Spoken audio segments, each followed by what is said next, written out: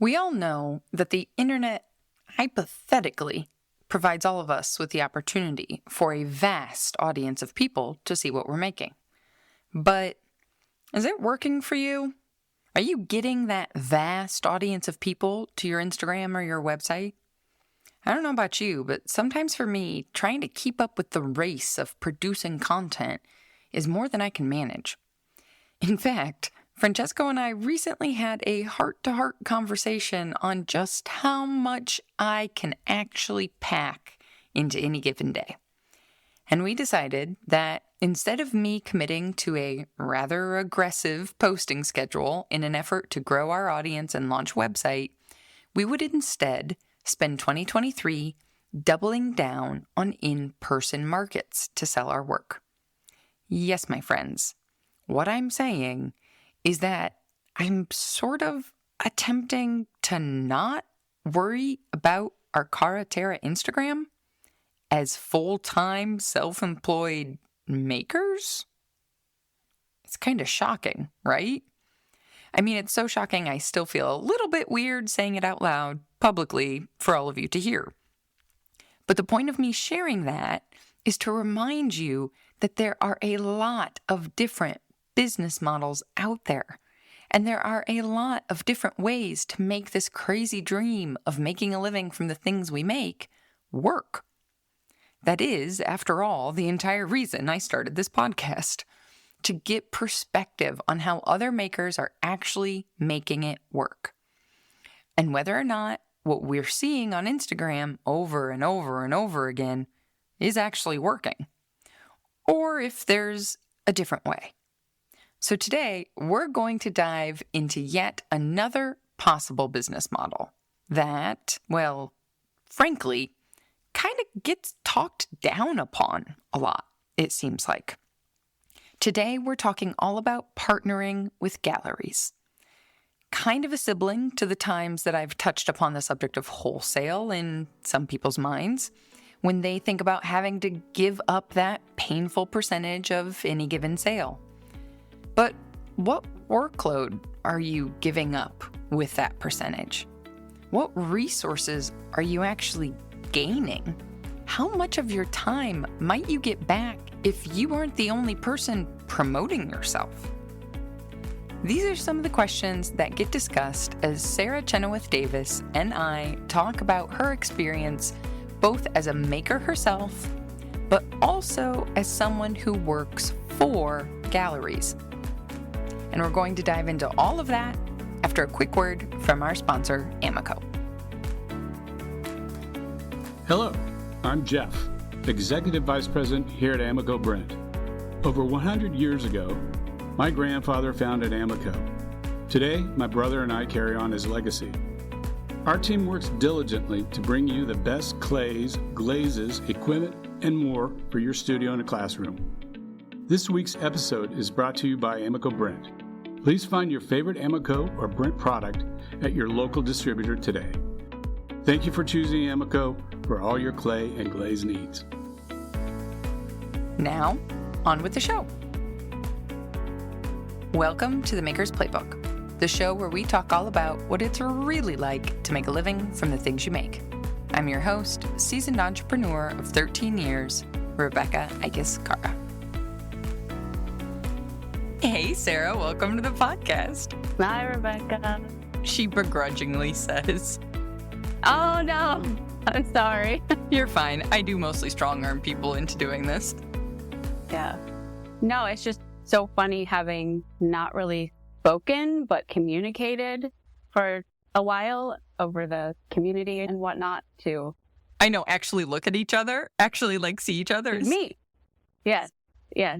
It is. It's kind of crazy. It's weird and cool all at the same time, I find. I'm getting really excited and anxious about NCECA because I feel like there's going to be all these people that for 2 years now, almost 3, I've been building friendships with and have never actually met in person. Yeah. And people you don't know about are going to hunt you down. Also, that's going to be weird. Because I still don't think of the podcast as being a known thing. So that's going to be interesting. yeah, it'll be interesting to see what kind of response you have there. All right. Well, now that I'm sweating, I'm going to let you introduce yourself for people listening who have no idea who I'm looking at here. Okay. All right. I'm Sarah Chenoweth Davis. I'm a potter, and I also think of myself as a steward of all things ceramic art. Ooh. I almost would say ceramics, but it's such a broad category. I don't know anything about technology, so. That's fair. Well, and we got to chatting about talking on the podcast because you also have experience with galleries that I feel like a lot of people have a lot of questions about. Yeah, and I guess I'm not out of the galleries. I was a little bit deeper into it for a while, and I was managing one, and then coming out of it and bouncing back and forth between working in them and then also being an artist, crafting my own life and finding places to sell my work. That kind of steward perspective kind of came into definition because I do feel, I don't know, this motherly love for the field and like all aspects of it. And so that's like, I think that keeps me going back to working in the field, in the gallery, and right now it's nonprofit, but I do work in the shop and gallery specifically. Yeah, so I hear a lot of things. I get involved in a lot of conversations, and especially the past year, I've really been trying to bone up on my business savvy and gather a lot of resources and make connections with people who are going through similar things, which is why I joined the community. And yeah, I often hear this phrase, the gallery wants their cut, or the gallery needs their cut. And to me, that kind of indicates that a lot of folks don't really understand this ecosystem that we're all a part of as makers. Even if we don't sell in galleries, what if some of that mystery, or I don't know if there's a notion that there's this hierarchy that they're not part of or allowed into. I would love to dispel some of that. Or that even, I guess my assumption is that like galleries, and I think we could probably lump in stockists as well, like shops and wholesalers, are making hand over fist, are like rolling in money and making all kinds, that they're getting this supply chain that they don't really have to quote unquote do anything for. And then they're making 40%, 60%, whatever it is. So, kind of screw them. Exactly. And in terms of galleries, and I don't have a whole lot of experience with stockists and doing wholesale, although I'm super curious about it now. We were also just talking about this on the internet. Yes. Might add that to the portfolio this year. Yeah, that's kind of like one of the number one things that really struck me. So I started working for Eutectic Gallery, technically volunteering for the gallery right before NCECA was in Portland in 2017. And then the success of that allowed me to take a position for the gallery. So number one, I say that very specifically, Eutectic Gallery had financial success because NCECA was in Portland, made enough money so they could hire me, the only employee of Eutectic Gallery. And yeah, so, at the time, I'm trying to remember, I think Eutectic started in like 2013 or 2014. So up until 2017, they had no paid employees. It was the owner's passion project. And the owner made nothing off of it. The owner, his main business is Mud Shark Studios, which is a ceramic production studio. And yeah, this was his passion project. It still is. But he never took any income from the gallery. He did pay Mud Shark some monthly money for utilizing their bookkeeping person, and there was someone who would come in on like a contract basis and do some marketing once in a while. But yeah, the gallery was never, and I think this is true for a lot of places that we call galleries in a traditional sense, but also in ceramics. It often includes art centers and places like Schaller and Companion, although I can't speak for them specifically. But I think in a lot of instances, these things do not make money at all. And in some instances, they lose money on selling pottery specifically. And then they have something else going on to actually sustain them as a business and their own life, et cetera, et cetera. So yeah, it really does take a lot of money to sell ceramics, to sell pottery. And most people are doing it because they love it, because they want to put you out into the world, because you have something that fits within a vision of ceramics that they want to, curate and create this grouping and say, here's my perspective on what's fabulous about ceramics right now. For me, I always laugh a little bit because I think, man, for all the people who hate marketing, right? Like when I use the word marketing, that's like a dirty word. Nobody likes to do sales. Nobody likes to do marketing. When I say, well, okay, cool. Then why don't you sell wholesale or go for galleries? And everyone's like, oh, no. And I'm like, well, what's that percentage cut is for? Yeah, that's your time. Your time is valuable. The time that you spend writing emails and making content and loading items onto your web shop. Dare I say taking photos. Hopefully it's faster for some people now, but I mean, for really the first time in my life, and I've at least been filing a tax return as a potter since at least 2009. But for the first time this holiday season, I actually did like a legit shop update at like 47 pieces. And I'd done a couple of things over the past few years, just smaller groupings or seconds or something like that. And I'm like, crushing to get it all done, get it out of the kiln, taking all the photos. Oh, there was some delay. I got set back a day for something. And you're going to hate this, but I was on the train in Google Photos, editing my images in Google Photos. Whatever works, girlfriend. I don't care. I don't even know how to edit photos in Google Photos. So whatever works, I don't care. Yeah. And then like the whole time I'm like, I know this. I know that it takes this work because I also work on the other side of it. I receive people's work. In my professional life, I go in and I receive people's work and I have to unpack it and catalog it and put it in the database and photograph it and edit it, like all of the things. I know this, but I'm in it up to my eyeballs and I'm like, I could be making pots right now. If I put all this stuff in a box and just send it over to the clay studio, I could just be making more pots right now and like be ahead on the special orders that I have. But now I'm doing those now. So yeah, there's a lot of work and we need to like recognize the value of our own time. Like even though that cash comes into you, even though that, you get $80 instead of $40, like your hourly wages, they may math out differently if you kind of look at what you're good at, what you're best at versus admin work. What you're not necessarily needed for in a sense of like, you can't outsource your artistic vision necessarily. You can outsource uploading photos into a web listing, right? Like you're capable of doing that, yes, but do you have to be the one to do it? Not necessarily.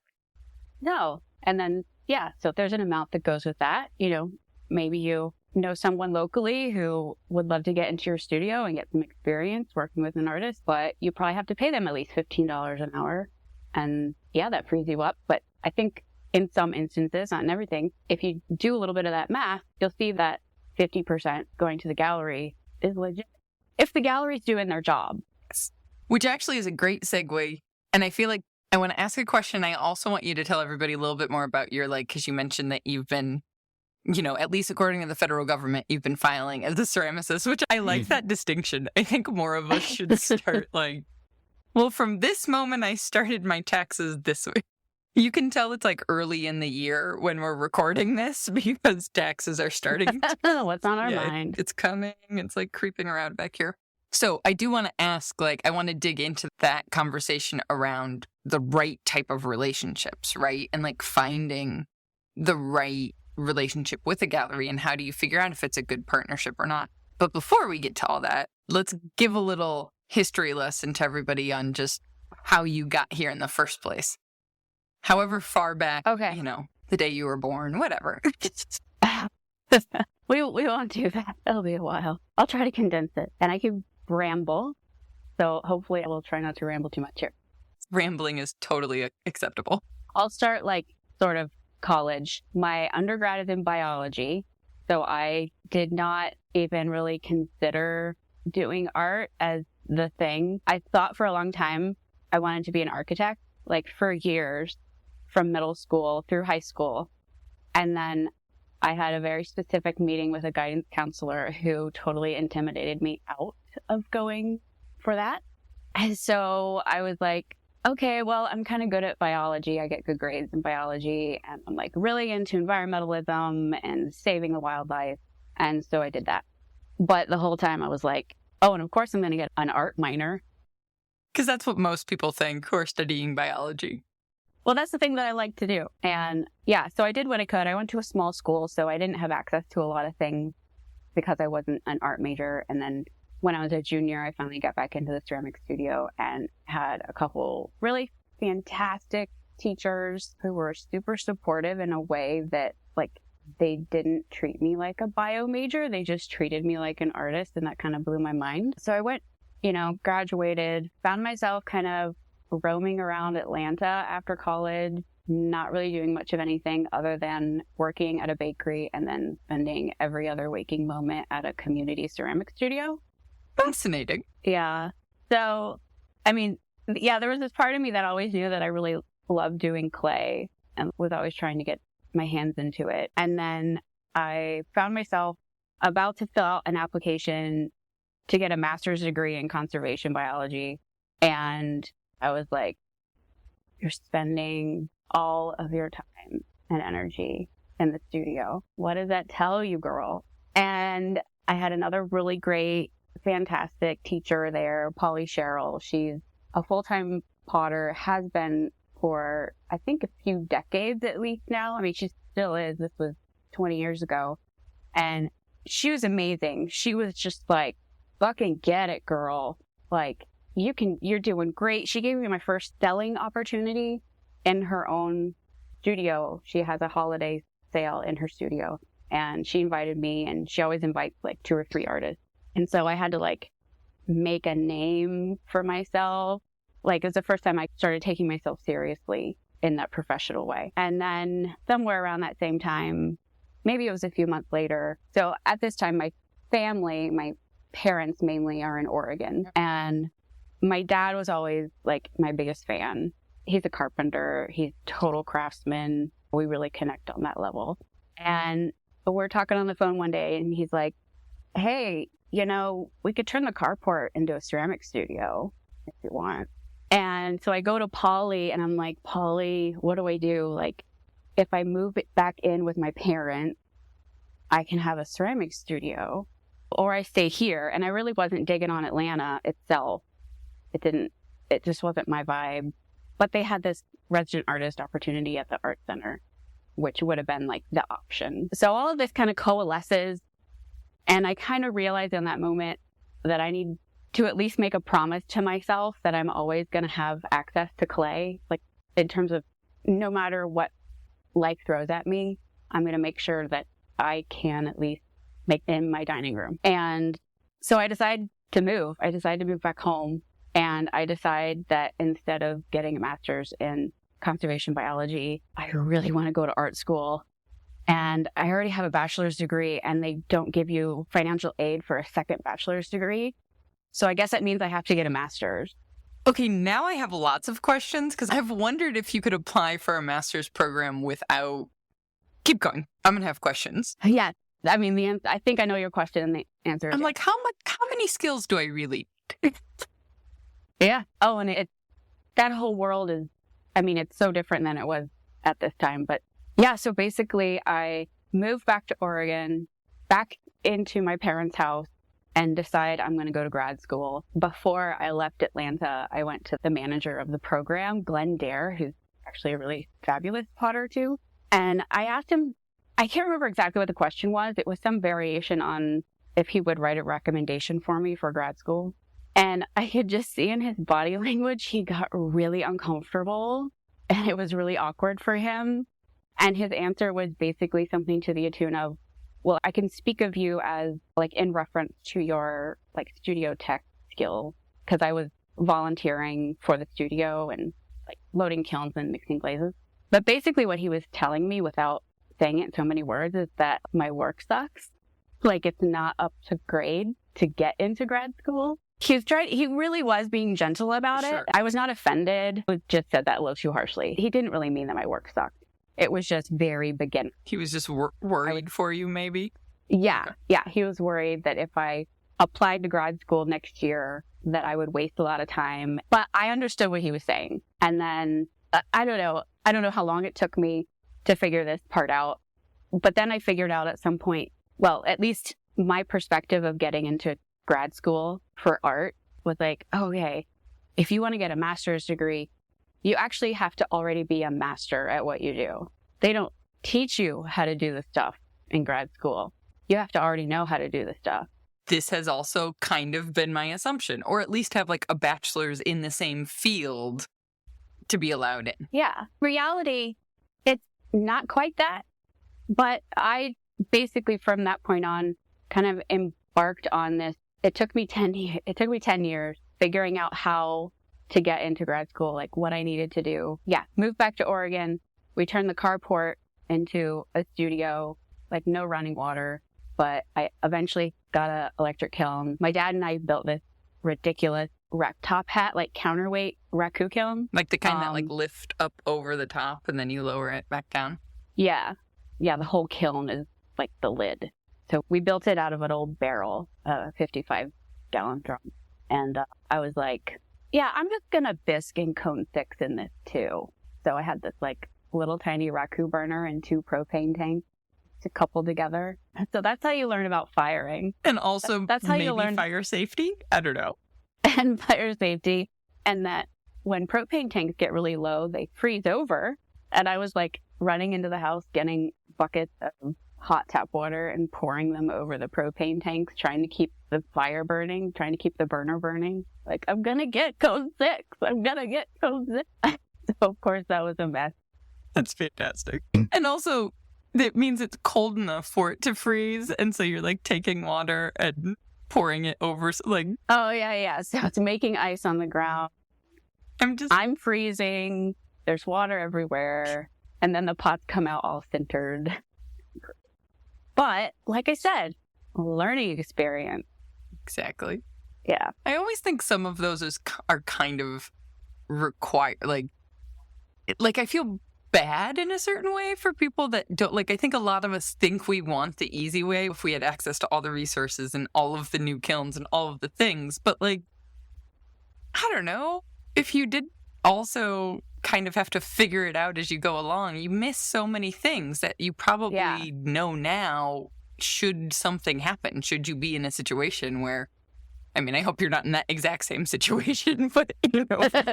No. I don't know. I like my plug and go electric kiln these days. But it's like with cameras, because like the mirrorless cameras I have now are doing so much more. There's so much more tech in them than when I first started, to where if I was starting with that camera, I wouldn't know what I know about cameras.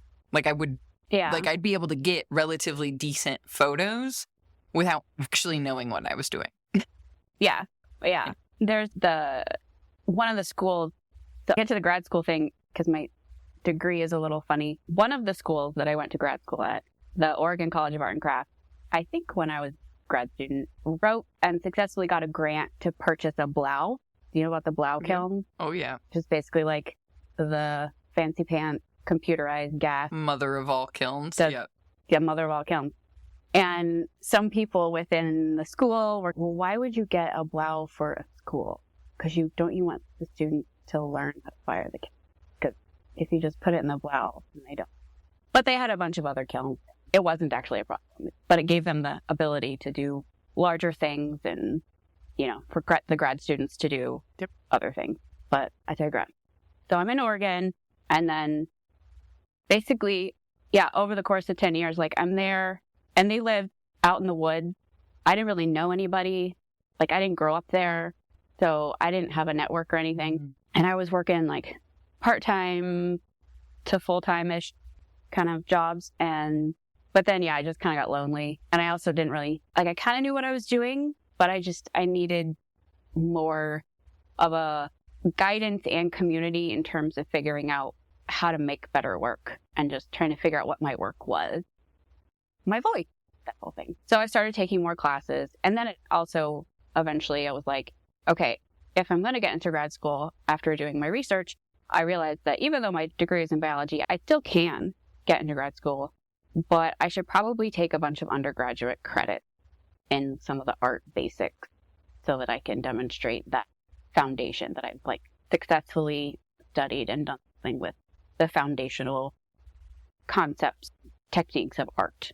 And this was recommended to me by a couple grad professors. So I was taking classes at the community college but that was an hour's drive away. But it was really awesome. They had a really fantastic ceramics department. A lot of community colleges are just treasures in terms of ceramic programming. So this was in the suburbs of Portland, Mount Hood Community College, and they had a small onagama and a like sort of bury box style fast fire wood kiln and a salt kiln, like in addition to a couple of reduction kilns and That's a lot. regular electric stuff. Like, yeah, it was a freaking treasure of a program. And I hear about this a lot. I'm going to be Googling Milwaukee community colleges after this now. Because you don't think of, I mean, for people not in the U.S., like community colleges generally are like what, 2-year degrees, like associate degrees, not necessarily as like robustly funded, et cetera, et cetera. That's awesome. Yeah. So there I found my next great mentor, Stephen Mickey. He was running the department there. He was like one of the kookiest, most warm and generous old hippies that you'll ever meet in your entire life. Not just for an old hippie, but for a human being. A really fabulous human being. Absolutely in love with pottery. A like direct descendant from Mackenzie and Bernard Leach. So he was like, he taught a particular style also because of that. But I basically stayed there as long as I could because it was so wonderful and I had like so many different opportunities to do things. And eventually got to wood fire. Stephen had an onagama himself in his house. And so I got to fire out there for a while and started working at the college so that I got 1 free credit every quarter so that I could be an independent study student. Nice. And then Stephen offered me the technician position, which was really wild. So it was like way above and beyond anything that I had done in Atlanta. Like literally in Atlanta, I mixed glazes and pugged clay, loaded kiln. But his first assignment to me was to rebuild the arch on the fast fire wood kiln. I was like, Stephen, small task. I love you so much. You have so much faith in me. And that's just one of the coolest things somebody's ever done for me, I have to say. So yeah, challenge accepted.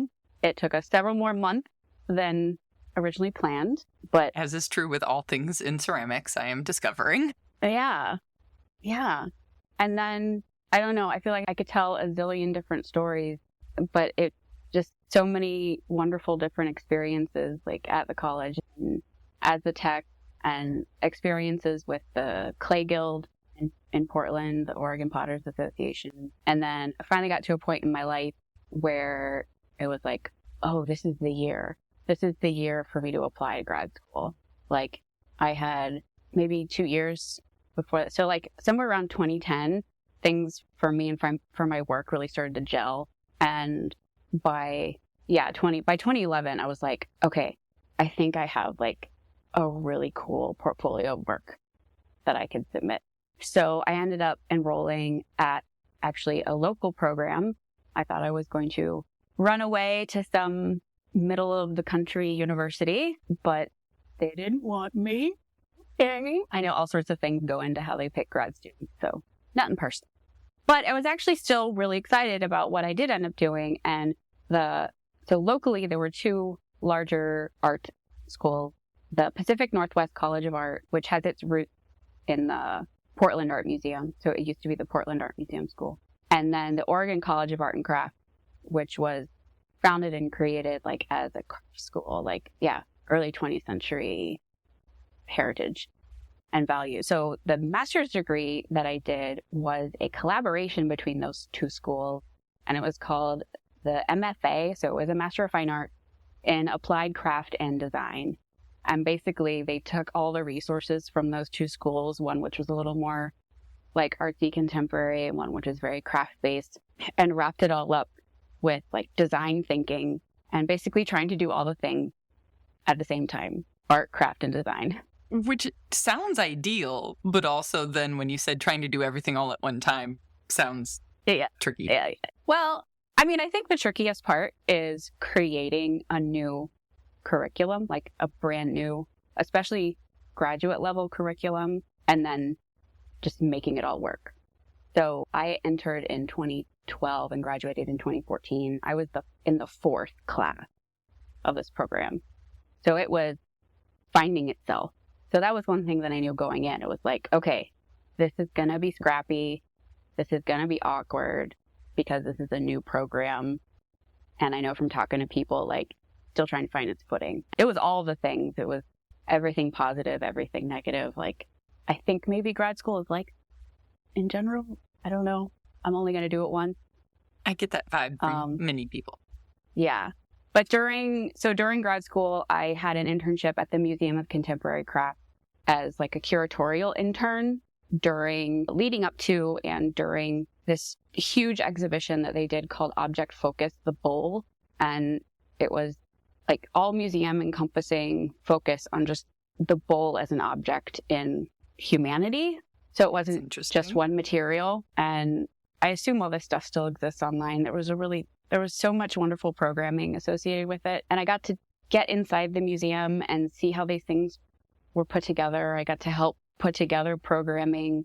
We were pairing potters with restaurateurs and like matching them up, and they were creating specific dishes, to serve a specific dish, which was part of the exhibition. We had potters making pots that went into this pizza chain, and they would serve salad in these potters bowls. There's a lending library, so potters were sending in work, and you could go in, you could check out a bowl for a week. It's kind of fun. It was so satisfying, and it wasn't anything that I had ever thought about or like considered as work. But then I was like, this is the kind of thing that I could do. Like, I knew that I didn't want to be the traveling professor. I didn't want to get a temporary, sub in for someone who's on sabbatical and then move a year later. I didn't want to do that and play the tenure game. So when I got done with school, luckily enough, in Portland, there was an all ceramics gallery. I couldn't get a job at the museum, but that turned out to be okay, tragically, because in maybe 2016 or 2017, I have to check it, the museum closed. It was a 100-year-old. It could not sustain it. So, yeah, that hurt. Yeah. But I had, after grad school, gotten a job at Mudshark. So I was working in the production studio. But when I approached Brett, who's the owner and the curator of it's owned by two guys, but Brett is the one that runs the gallery. I had initially asked him for a job in the gallery, but he was like, oh, we don't need anybody, but we could sure use some people, in the production studio. I could put you on trimming. And I was like, okay, I need a job. Right. And it's clay. I was just going to say, and it's still clay. And it might lead to something. And so, when we all found out that NCECA was going to come to Portland, NCECA Portland was 2017, which was also the 10-year anniversary of Mudshark Studios. And so Brett approached me and asked me to co-organize and curate an exhibition, applied to be a concurrent exhibition for NCECA that celebrated the employees of Mudshark Studios over the past 10 years. Cool. So working with him to create that exhibition, and then Eutectic doing so well financially as one of the galleries in the Gallery Expo, is what paved the way for me to get a paid position in the gallery. Which, as you're talking about these different exhibitions, the massive bowl one with the museum, and then like a 10-year retrospective, like I'm realizing if it wasn't for spaces like museums and galleries, you wouldn't really have the opportunity to see disparate work put together. Yeah, exactly. They're very unique spaces, and they have, for the most part, I would say, very pure motivations in terms of bringing things together to show others, to give it a different context. And in doing so, you're introducing these things to new audiences. So the internet is humongous, and you can get on and technically you can access whomever you want. But there are still so many people who could be introduced to what you do. And the galleries and the museums are one way to do that. Well, and I would even say so many people who could still be introduced to your work that are also, in a certain way, a curated group themselves, right? Because as a gallery curates for itself, it's creating a brand for itself, which attracts a certain audience. And that's a different group of people compared to, let's just say, hypothetically, Etsy. Right. Right? Like, I don't get the panic attack inducing feeling when I open up my own photography website or my own photography inbox, because I know I've curated the experience in those spaces and in those platforms. And so I attract a certain type of person. But man, when I get a notification from Etsy that I have a message, It's like a box of chocolate. yeah, You never know what you're going to get. something like that, except I like chocolate. Which is funny because 2 years ago when I started all these conversations, I was like Miss High and Mighty around like, oh, Etsy's not that bad. It's all about like, you have to learn customer service. You have to learn how to deal with people.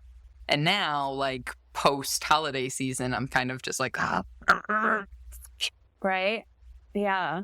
I think that's one reason why I'm also getting interested in these different wholesale marketplaces. Like, okay, what is their brand?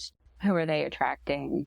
But yeah, I mean, if you're a maker, if you're a potter and, you know, you're getting intrigued, like that's a very key point to keep in mind when you're going out there. And you may get really excited because Schaller is really popular, right? Maybe you're like, oh, this is great. They're really popular. I totally want to put my work in.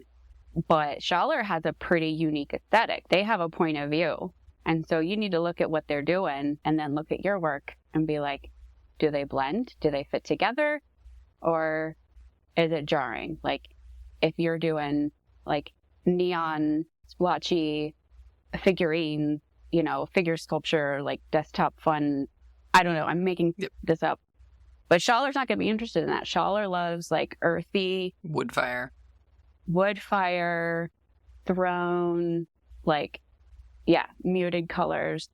I think of, as soon as you started talking about like neon, I think about like the shows that I had Angelique on the podcast a while back, and she's kind of coining, she's a curator, and she's coining the term, oh shoot, I'm going to mess it up. Angelique, I'm sorry. Like the aesthetics of optimism, I think is the phrase that she was using, right? And it's all like bold, punchy color, like amazing. Yeah.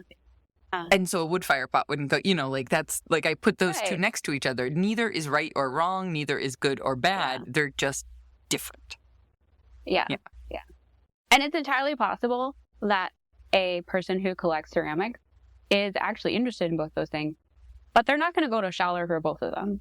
There's somewhere else that they go to get their neon aesthetic for sure.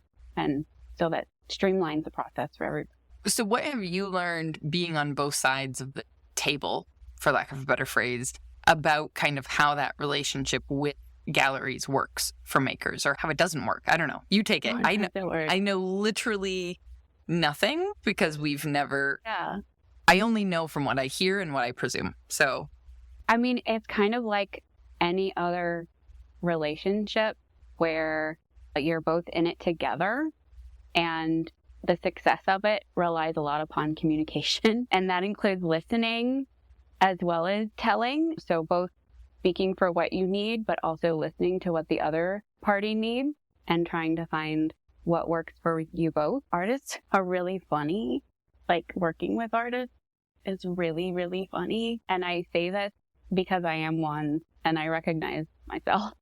But, you know, the galleries or the shops, they have a business that they're trying to execute. And if they ask you to be there, like they really do want you there. But you also need to show up for them and not make it harder for them to sell your work.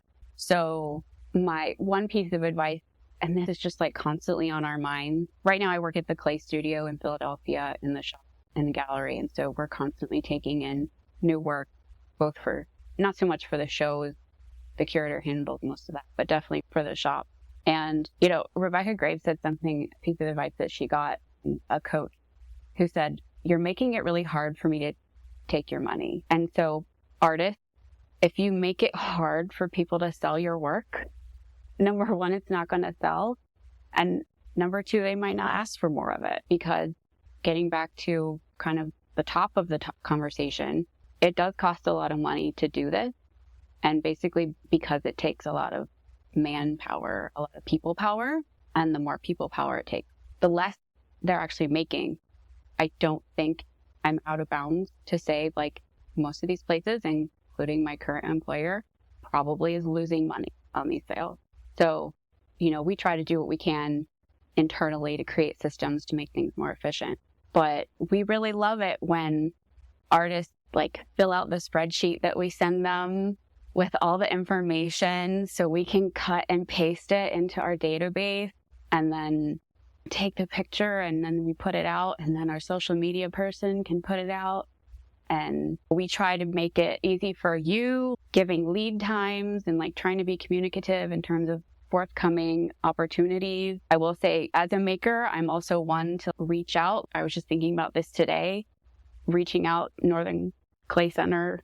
I have been working with them for a while and being like, okay, I'm putting together my calendar. When do you guys want deliveries? I know they have a big fundraiser in September, so they're probably going to want something in August, but I still need to know the date because I don't want to put them out and make it more difficult for them to keep on schedule. And then it keeps me on schedule so I can get my production self-organized and know, on, July 9th, I need to have 50 pieces boxed and out the door, to make it there in time for this show or whatever it is.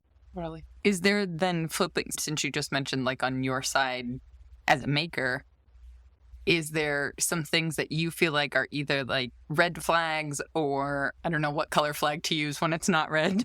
You know what I mean? Pros and cons that as you're talking to galleries that maybe you don't have a relationship with yet that you kind of recognize now, oh, that's maybe not going to be a good fit for us, aside from obviously style, but I'm thinking more of just the pragmatic stuff. Sure. Yeah. I mean, I think it's helpful to I would start with looking at who else is in the shop or the gallery and are they people that I recognize? And if I do, I will go to them specifically and say, hey, how do you like working with these folks? But if you're having a conversation with an owner or a manager or someone, they should straight up be like, yeah, the commission is this. I pretty vehemently believe that everyone should be paying their artist by the middle of the month after the month that the item was sold. I do work with one institution. I'm not sure if they're still doing this. They used to cushion it by another month in case they got returned. I don't know if they're doing that anymore. But yeah, that's basically pretty standard. Whatever sells in the calendar month, they should be issuing you a check by mid following calendar month. Mm-hmm. I mean, there are different perks. I tend to be super detail oriented and organized. And so I appreciate that in the people that I work with. Northern Clay Center, whenever I ask, they can send me a complete inventory of what I still have left. I'm trying to maintain my own inventory, but they're actually really great. They must have an army. I don't know how they do it. They must have an army because they will have my work unpacked and send me their complete inventory sheet with their numbers. So they're ID number, the SKU basically, in the same day. What? And I honestly don't know how they do that. I feel like any other gallery owner listening, if there is anyone, oh, no. I was talking to Anthony recently, Shaler, about coming on. I feel like they're going to be like, can you edit that part out? We don't want to start setting that expectation. Sorry. Yeah. But you will have different styles in terms of the record keeping and the bookkeeping. And number one, you got to decide what you need for your own record and keeping you on task to date for yourself. At the Clay Studio, we send out commission checks every month, but it does not include an itemized list of the object. But if you ask for it, we'll give it to you. It's just unfortunately because of the database that we have. Huge pain butt.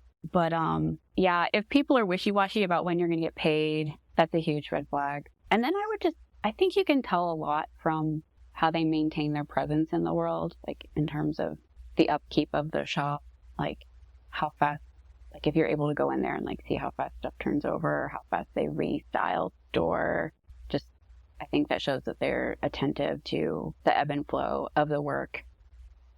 Such and such sold out, so we're going to move this stuff up front and showcase that and whatnot. And the same probably for a digital presence. Like, has their website not been touched in 5 years? I mean, you can kind of tell that based on aesthetic or mobile friendliness or the copyright at the bottom. Yeah.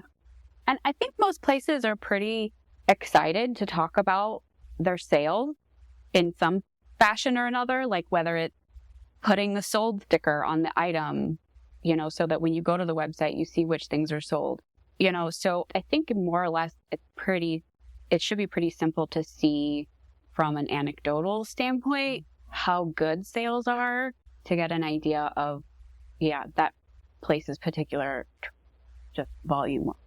That's a really great point. So one thing, like before you even get to the point of having that dialogue with someone, what about even reaching out in the first place? Because I feel like that's something a lot of us are very nervous about in terms of being the instigator of a conversation. It feels easier once you have a foot in the door, then you can have those conversations of like, hey, can I have an itemized list? No big deal. We have a relationship already. But as far as, and maybe I'm just overthinking it because like I think of galleries the same way.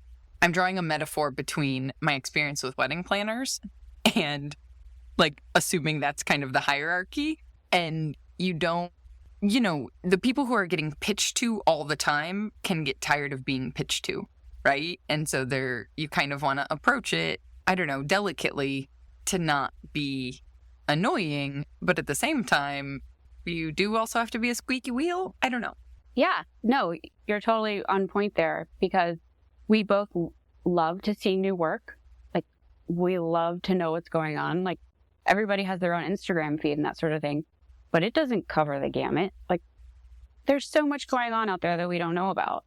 So we love to see new work and be surprised and delighted, and it's very exciting. But we are doing that. We like to do that on top of, the slew of other things that just consume our working day.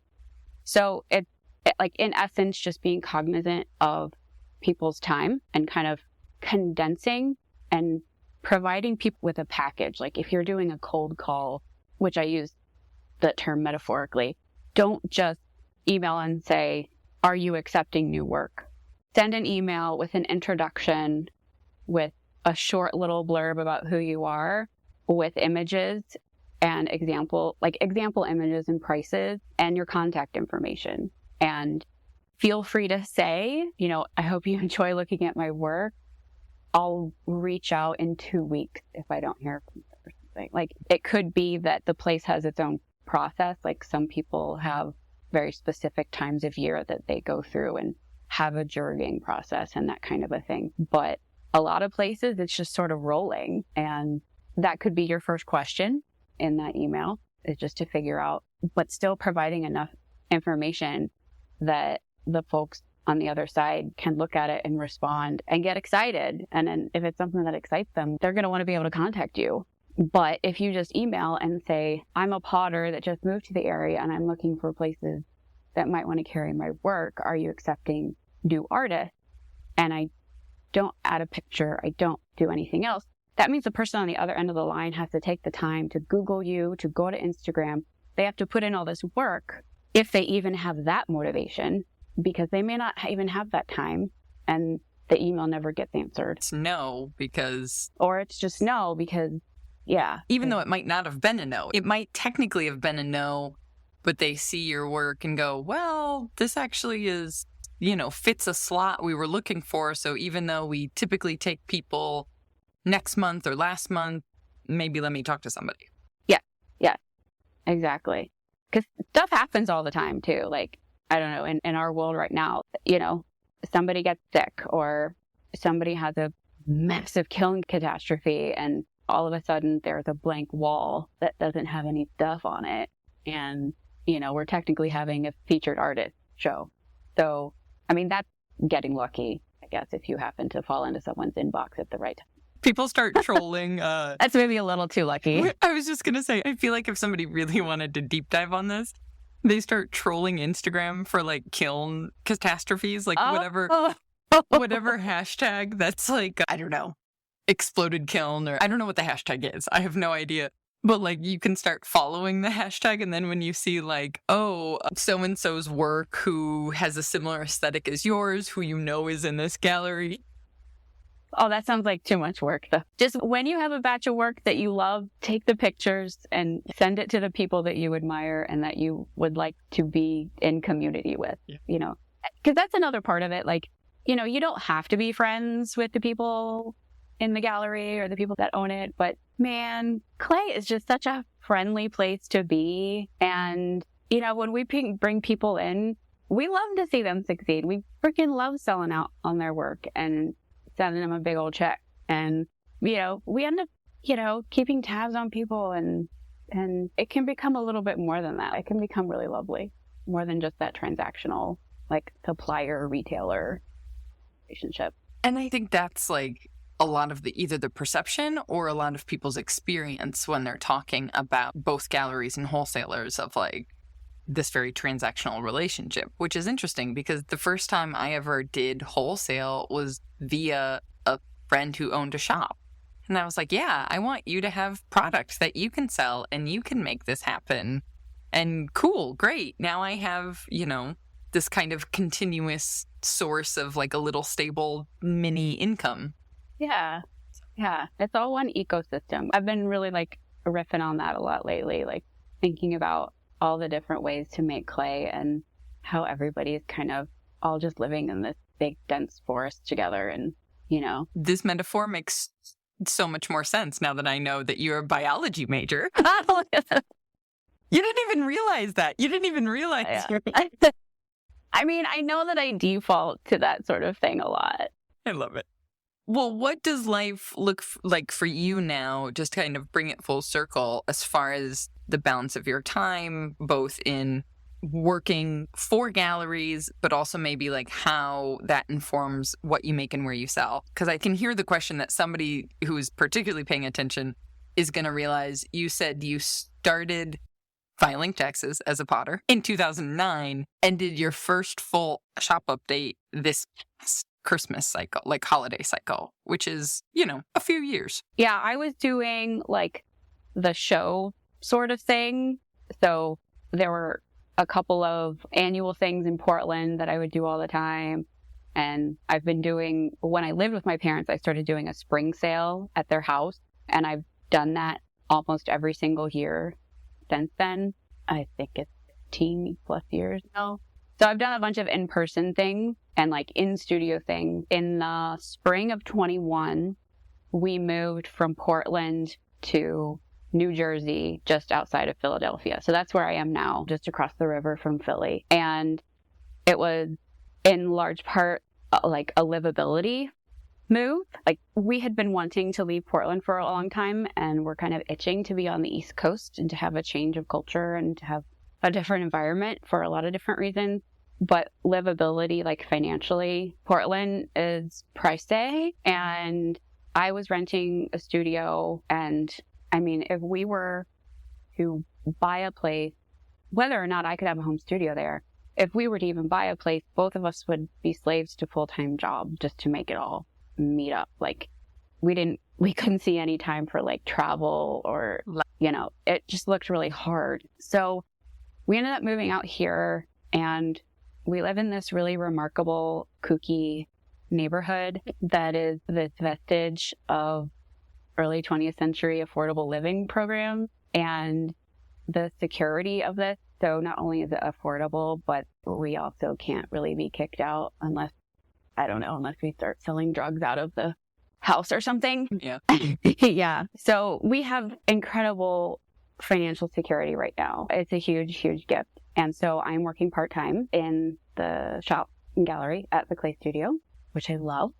And it nurtures that part of me that blossomed when I had my internship at the museum. And then I am trying to get my act together and build something a little more reliable and sustainable as a business. Yeah, the affordability of this and the fact that I can have my studio in my house, which I always had to commute to my studio before, has just given me, and my husband's in the same boat. He's a musician and started his own company after leaving the consulting world, like private corporation sort of consulting world. So we're both trying to build our own things right now. And I had a decent experience with the shop drop over the holidays.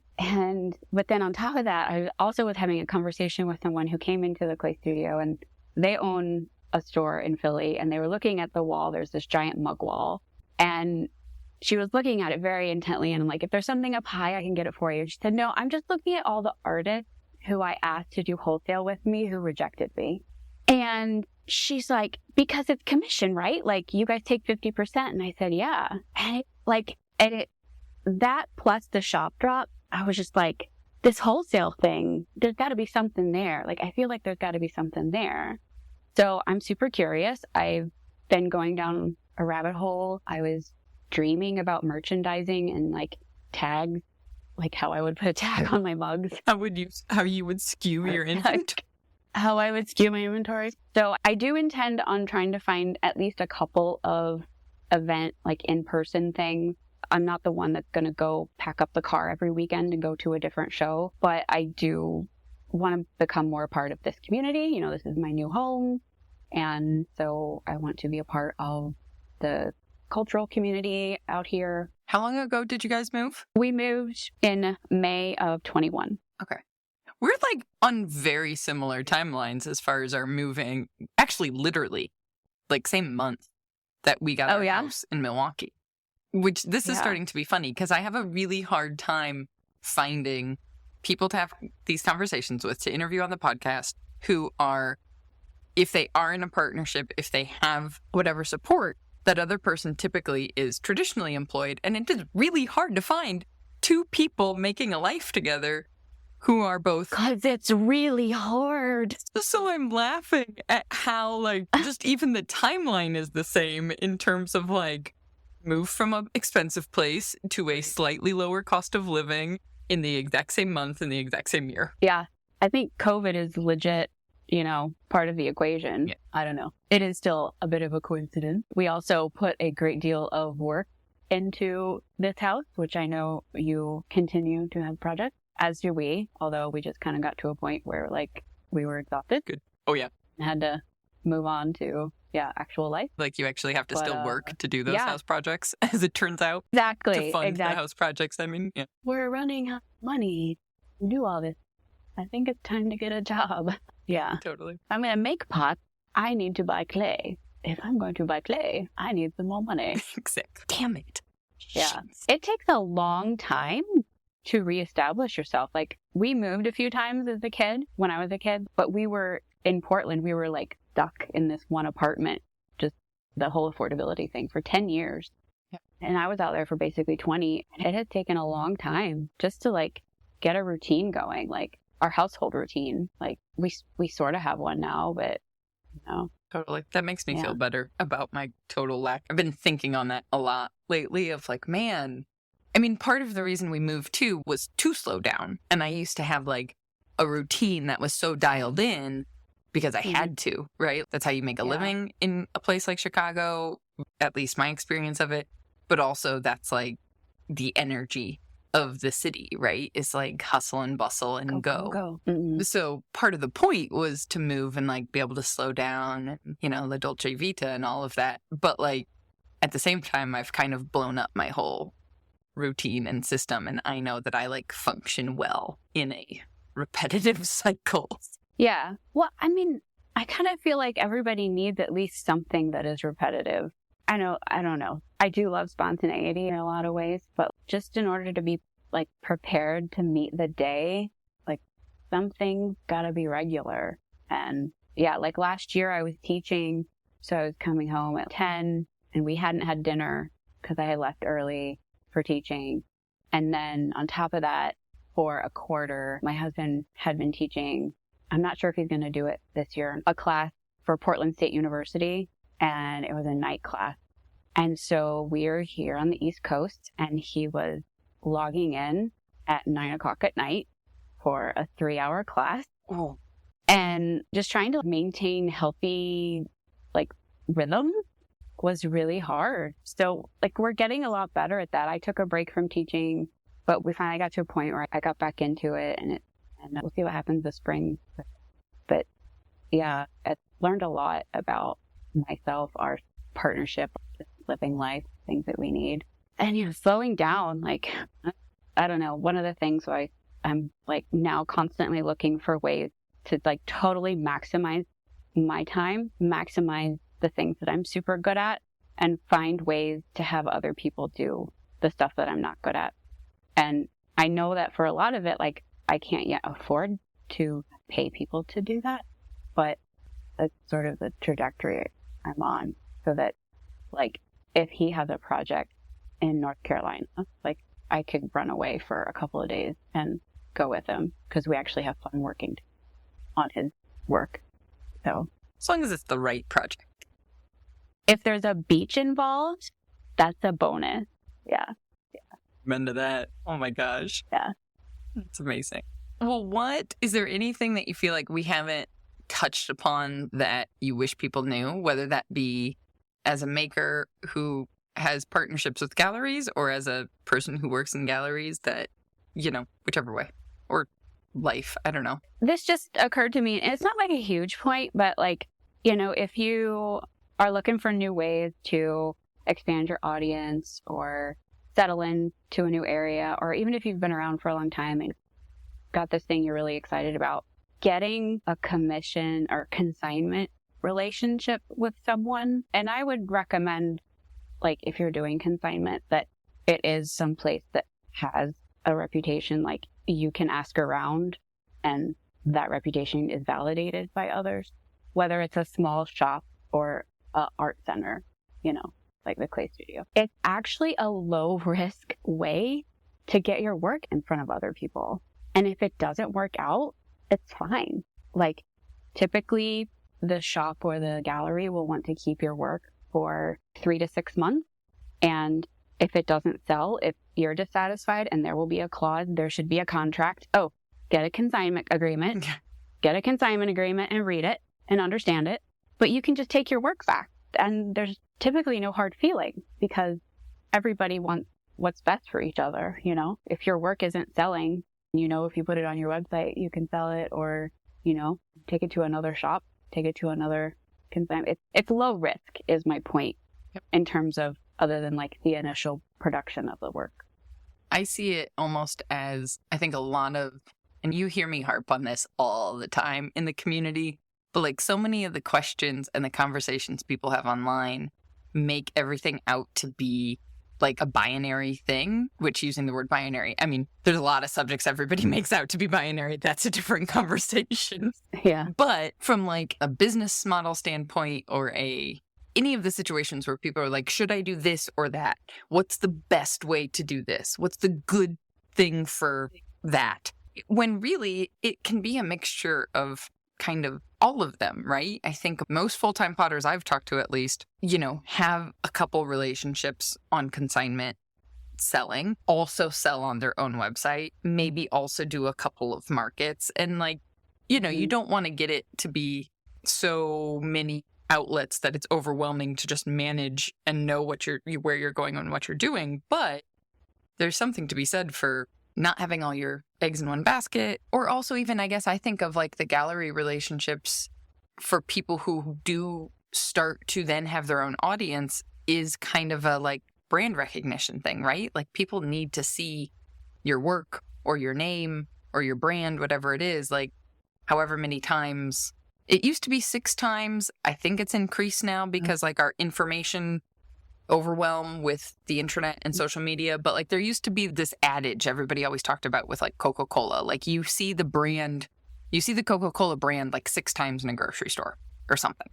They have it in all these different places because that's how many times it takes for people to remember. It's a different number now because of social media. But anyway, that's what I'm getting at, is that, it doesn't have to be that like, oh, I'm going to have these 5 gallery relationships and I have to make all of my income in that one way. Correct. Yeah.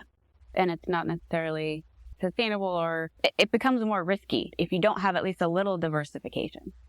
Well, since you mentioned earlier that part of a good relationship is honoring people's time, and I just looked at the clock and realized it's been more than an hour in a heartbeat. It's been a fun more than an hour. Good.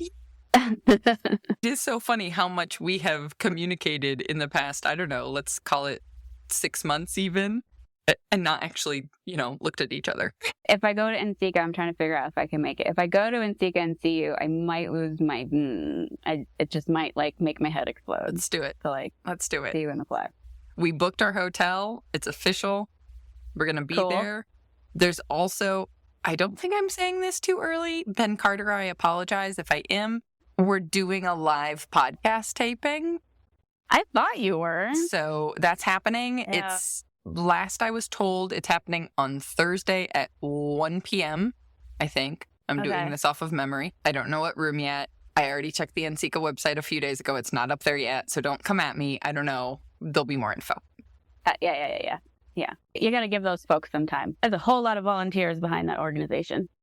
There's a lot going down. And I'm not the only one. I'm sure if people listen also to Ben's podcast, Tales of the Red Clay Rambler, and he obviously has a big hand in running the Brickyard Network. It's all looped up with Archie Bray and the Brickyard Network. So there'll be info out there when it's ready. So Cool. Pretty stoked. Although I feel like it's going to be, I've only ever done this virtually. So it's going to be a interesting experience to be like trying to interview another person and acutely aware of the fact that there's a room full of other human beings in front of us. Uh-oh.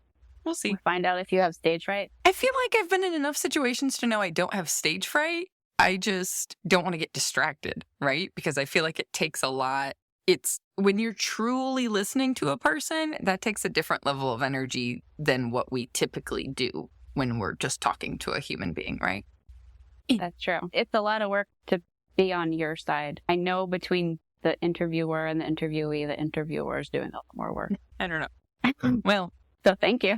My pleasure. My pleasure. I did tell Ben, though, because I've been to, I've never been to NCECA, but I've been to plenty of professional conferences like it. I said my one request was to be one of the earliest times for recording because I know my extroverted self. And I know by Friday or Saturday, I won't have a voice.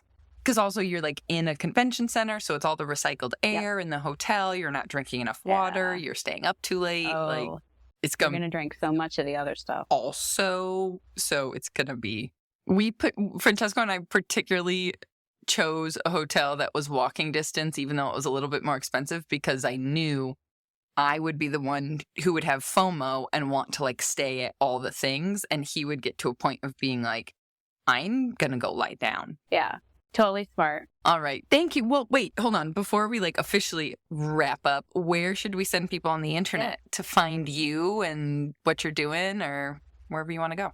The gram is pretty good. I've been inconsistent there lately, but it is the best collection of images and info. And on my 2023 list of marketing goals to be more consistent there, CD Ceramics is my handle. And my website is cdceramics.com. And that has more, words, some other older pictures, gallery of older work. I can't remember if there's grad school work on there still or what, but those are the best places. And you can come see me at the Clay Studio if you're in Philly. Come to the Clay Studio, send me an email, and I'll give you a tour of the building. It's brand new and it's really amazing, and it was built specifically for clay activity. Yeah, it's really amazing. So awesome. Drop me a line. Say hey. Sweet. Thank you. Thank you for taking the time. Oh, thank you, Rebecca. Heck yeah. This was really fun. Good. I appreciate it. As I just mentioned, Francesco and I will be going to NCECA for the very first time this year. And also thanks to the hard work of the lovely Ben Carter over at the Brickyard Network, we are going to be having a live taping of this very podcast during NCECA. On Thursday, March 16th at 1 p.m. in room 212, Paul Blaze, yes, the host of the Potters Cast, Paul Blaze, and I will be chatting all about the business of clay. And friends, we are leaving at least half the time open for Q&A, so come join us and bring your questions. I just might have a sneaky little game that I'm working on planning for NCECA that may or may not involve some free swag. if you find me and we take a photo together. So, if you are also thinking about attending this year's conference, which is going to be in Cincinnati, Ohio, be sure you are on our email list to not miss out on this little bit of fun. I'm still working on figuring out the details. You can join our list and get free photo tips in the process, of course, by visiting makersplaybook.com/newsletter. Oh, and you know who else is going to be at NCECA? Amico, of course. Hello, I'm Jeff, Executive Vice President here at Amico Brent. Over 100 years ago, my grandfather founded Amico. Today, my brother and I carry on his legacy. Our team works diligently to bring you the best clays, glazes, equipment, and more for your studio and classroom. This week's episode is brought to you by Amico Brent. Please find your favorite Amico or Brent product at your local distributor today. Thank you for choosing Amico for all your clay and glaze needs. Additionally, audio post-production of this podcast is made possible by help from Christy Kotsovan, with promotional material assistance from Queenie Malachi. The Maker's Playbook podcast is recorded on the original homelands of the Potawatomi, Ho-Chunk, and Menominee people, where the people of Wisconsin's sovereign Anishinaabe, Ho-Chunk, Menominee, Oneida, and Mohican nations remain present. Until next time, my friends, go get back to making your dreams a reality, because together, we've got this.